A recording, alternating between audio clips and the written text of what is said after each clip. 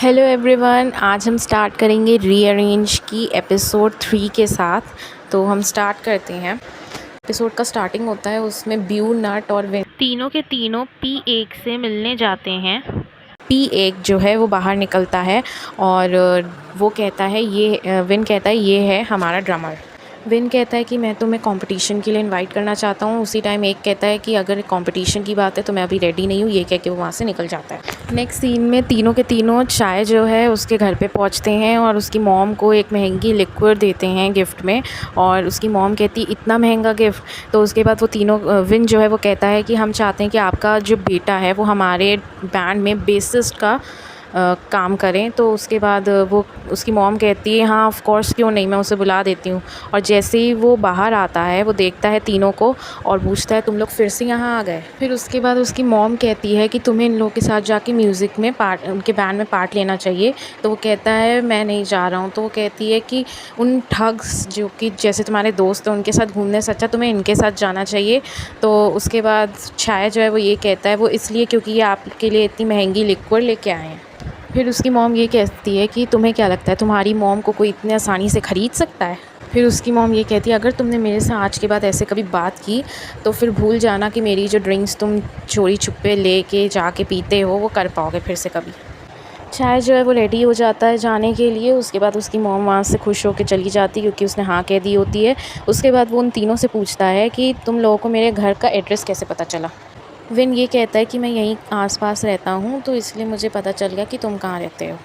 उसके बाद विन कहता है तो तुमने क्या सोचा है, तुम हमारे साथ जॉइन करोगे बैंड। तो चाय ये कहता है कि ठीक है लेकिन ये पॉसिबल है, लेकिन वो करने से पहले मुझे देखना है कि तुम लोग कितने अच्छे हो। तो उसके बाद नट जो है वो कहता है ठीक है हम लोग रिहर्सल रूम जाते हैं और हम तुम्हें दिखाते हैं कि हम कितना अच्छा म्यूज़िक प्ले करते हैं। तो फिर चाय जो है वो कहता है म्यूज़िक रूम नहीं, हम रिहर्सल रूम नहीं जाएंगे। और ये कह के वो उनको पब में ले जाता है और वहाँ पे वो इन लोगों से कहता है कि तुम मेरे साथ यहाँ पे परफॉर्म करोगे। और वहाँ पे चाय जो है वो इतना बुरा गाना गाता है और ये देख के वो तीनों के तीनों एकदम शॉक्ड हो जाते हैं। और जितने ऑडियंस वहाँ बैठे थे पब में वो सब भी बहुत शॉक्ड हो जाते हैं उसका ये गाना गाते हुए देख के। और उसके बाद वो माइक जो है वो विन को थमाता है और विन जब गाना गाता है तो ऑडियंस और वो तीनों सब उसके गाने को बहुत इन्जॉय करते हैं। उसके बाद उनकी परफॉर्मेंस वहाँ देख के वो कहता है मैं तुम लोग के साथ बैंड में आने के लिए रेडी हूँ। नेक्स्ट विन और नट फिर से एक के पास जाते हैं कि शायद वो मान जाएगा, लेकिन एक जो है वो वहाँ से भाग जाता है।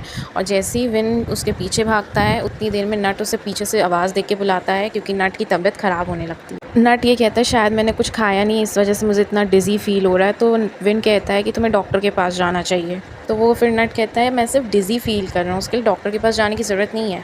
नेक्स्ट सीन में एक जो है वो अपने घर में बैठा अपने मॉम डैड के साथ खाना खा रहा होता है।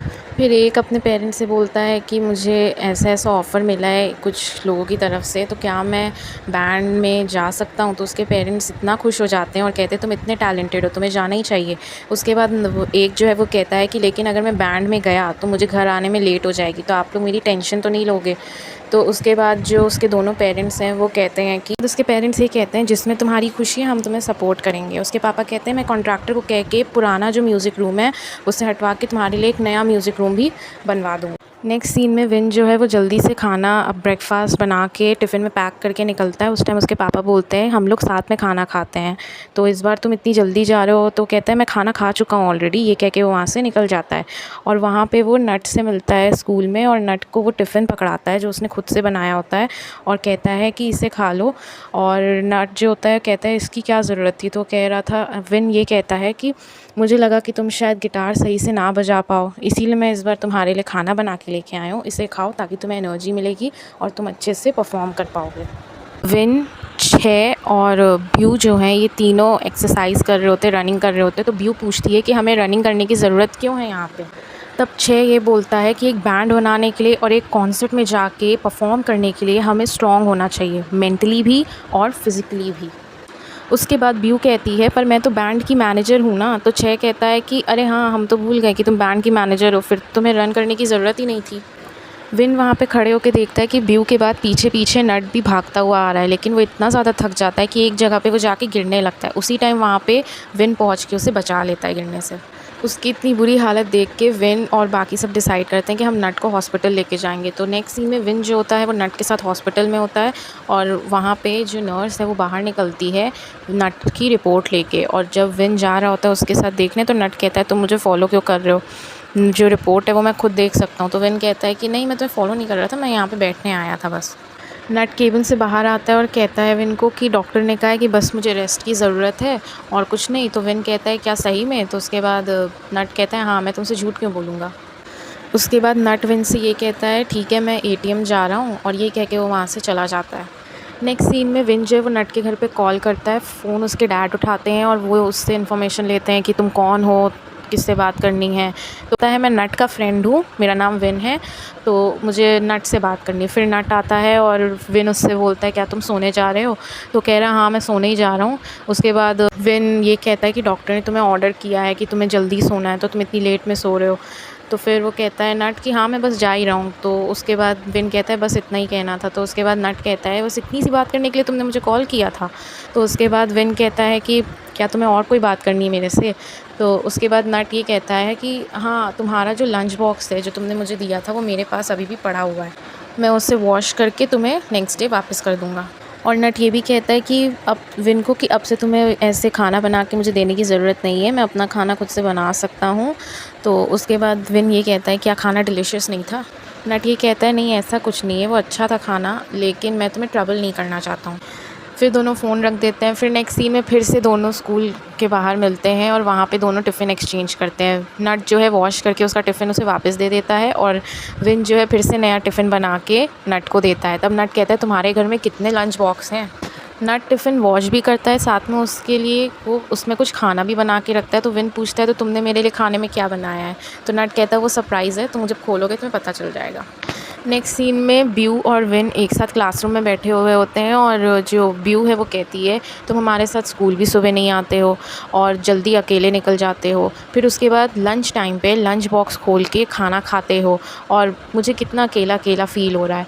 उसके बाद विन कहता है अकेला किस बात का फ़ील हो रहा है? फिर जब वो टिफ़िन बॉक्स खोलता है कहता है देखो इसमें कितना सारा खाना है, हम दोनों साथ में खाते हैं। जैसे ही ब्यू फर्स्ट बाइट लेती है खाने की, वो ये पूछती ये खाना तुमने बनाया? तो फिर वो कहता है नहीं, ये मैंने नहीं बनाया, और उसी टाइम ब्यू जो है उसे फेंकने डस्टबिन में चली जाती है। ब्यू कहती है कहाँ से तुम लाए हो ये खाना, किस शॉप से लाए हो? तुम्हें उस शॉप के बारे में जाके पुलिस को कंप्लेन कर देनी चाहिए, इतना नमकीन इतना सॉल्टी खाना। नेक्स्ट सीन में एक जो है वो बाहर स्कूल के कैंपस के विन का वेट कर रहा होता है और जैसे ही विन वहाँ पे आता है वो एक जो है उसे बोलता है कि मैं तुम्हारा बैंड ज्वाइन करने के लिए इंटरेस्टेड हूँ। नेक्स्ट सीन में सब लोग पी पॉप के म्यूज़िक रूम में प्रैक्टिस करते हैं और प्रैक्टिस जब ख़त्म हो जाती है रात शाम के टाइम ये लोग घर वापस जाने के लिए नीचे उतरते हैं। 6 और 1 एक साथ नीचे उतरते हैं और 6 जो होता है वो 1 से बोलता है कि मैं तुम्हें ड्रॉप कर देता हूँ तुम्हारे घर। तो 1 बोलता है नहीं, मेरा जो ड्राइवर है वो आया हुआ है, मैं उसके साथ चला जाऊँगा। तो फिर 6 बोलता है ठीक है, फिर हम कल मिलते हैं। नेक्स्ट सीन में 6 जो है वो अपने घर पहुंचता है और जैसे ही वो घर के अंदर एंटर करता है वो देखता है कि उसकी मॉम फ्लोर पे गिरी पड़ी हुई है। वो फ़ौरन अपनी मॉम को उठाता है और हॉस्पिटल लेके आता है क्योंकि उसकी मॉम उसका रिस्पॉन्स ही नहीं दे रही थी किसी भी बात का। फिर वहाँ पे विन, नट और ब्यू भी आते हैं। फिर 6 ये बोलता है अच्छा है तुम लोग आ गए यहाँ पे, क्या तुम लोग थोड़ी देर मेरी मॉम के साथ बैठ सकते हो यहाँ पे? मुझे भूख लगी है, मैं कुछ खा के आता हूँ। जब 6 नीचे जाता है तो वो खाना खाने नहीं बल्कि अब ये सोचने जाता है कि वो इसकी मॉम का मेडिकल बिल और ये सब पे कहाँ से करेगा, बिकॉज़ वो लोग फाइनेंशियली इतने स्ट्रॉन्ग थे नहीं। उतनी देर में पीछे से 1 आ जाता है और वो कहता है कि मेरे जो पेरेंट्स हैं वो मुझे यहाँ पे रेगुलरली चेकअप के लिए लेके आए थे। तब मुझे विन और बाकी सब ने बताया कि तुम्हारी मॉम की तबीयत ठीक नहीं है और तुम उन्हें इसी हॉस्पिटल में लेके आए हो, क्या अब वो ठीक है? 6 कहता है कि हाँ वो ठीक है और वो 1 दिन के बाद डिस्चार्ज भी हो जाएंगी।